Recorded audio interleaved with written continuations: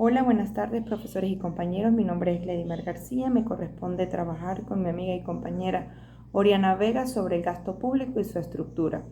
En este caso les voy a hablar qué es el gasto público. El gasto público es la cantidad de recursos financieros, materiales y humanos que activan el aparato económico y financiero de un Estado, en el cual el sector público incrementa ese dicho gasto y a su vez acelera el aparato productivo económico para que el gobierno de turno en ese momento sea capaz de satisfacer y cumplir con las funciones que se le es encomendada en el momento de la satisfacción de los recursos económicos y sociales de la colectividad. Es decir, es la satisfacción de los servicios públicos, ya sea en seguridad social, servicios de la deuda pública, educación, cultura, energía, transporte, combustible, entre otras funciones que el gobierno ha de utilizar el gasto público. Este gasto público es un proceso cíclico en el que el gobierno incrementa y se recibe por implementación de recaudación de impuestos y a su vez se lleva a un proceso en el que se llama el gasto corriente. El gasto corriente es el gasto no remunerado en el que el Estado invierte para satisfacer los servicios públicos de los ciudadanos, que a su vez no incrementa su capital. Es decir, este gasto no va a incrementar el capital de la nación, sino a su vez lo va a reinvertir. Y es un proceso cíclico porque a medida de que se invierten los recursos públicos, de esa misma manera los contribuyentes, es decir, los ciudadanos o administrados, van a devolver de una u otra forma aquella satisfacción que el Estado les ha generado. Y es por ello que se llega a la recaudación de impuestos.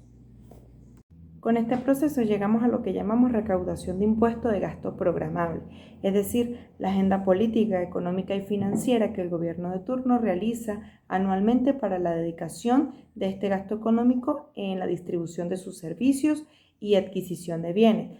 Lo que se considera que el gasto público total realizado se distribuye entre bienes y servicios, una transacción económica primordial, es decir, de sus servicios primordiales para la ejecución y cumplimiento de sus funciones, y sobre la dimensión de los compromisos que adquiere el gobierno de turno. Para esto es importante destacar en qué se especializa el gasto público, y es que tenemos varios sectores: un sector de inversión, un sector de creación de infraestructura y un sector de adquisición de bienes de naturaleza inventariable, es decir, que duran y permanecen en el tiempo, además de que se suman al capital neto de la nación. Por lo tanto, tienen las siguientes características: no son bienes de consumo y su duración es previsible en el tiempo.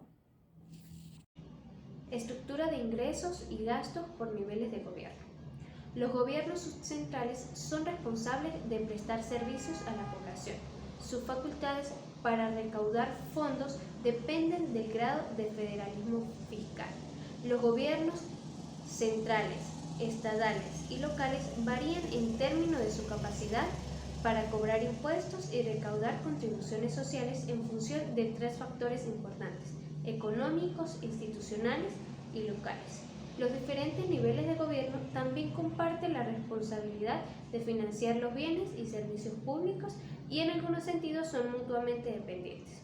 La descentralización fiscal de un país refleja mayor flexibilidad para recaudar y gastar recursos, promoviendo la eficiencia económica. De igual manera, los gobiernos locales tendrían mayor información acerca de las necesidades de la población.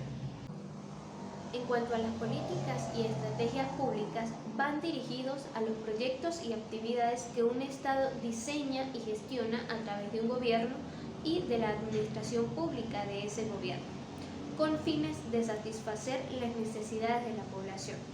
En el desarrollo de las políticas y estrategias públicas se plantean tres cuestiones importantes.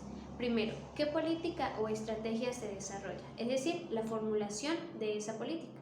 Segundo, ¿cómo se elabora y se desarrolla? Este paso va dirigido a la implementación. Y tercero, ¿cómo se evalúa y cambia? Es aquí donde se procede a dar evaluación a la continuidad o si esa política requiere algún cambio, siempre teniendo en cuenta el bien común. Para finalizar, les hablaré de los ingresos fiscales de los recursos naturales no renovables. Y es que varios países de América Latina y el Caribe poseen recursos naturales no renovables, principalmente hidrocarburos, metales y minerales que constituyen una parte importante de sus ingresos. Sin embargo, estos son limitados. La gestión de recursos naturales no renovables debe considerar la equidad internacional, garantizando que su agotamiento no comprometa ni restrinja las oportunidades de las futuras generaciones, así como la sostenibilidad del medio ambiente.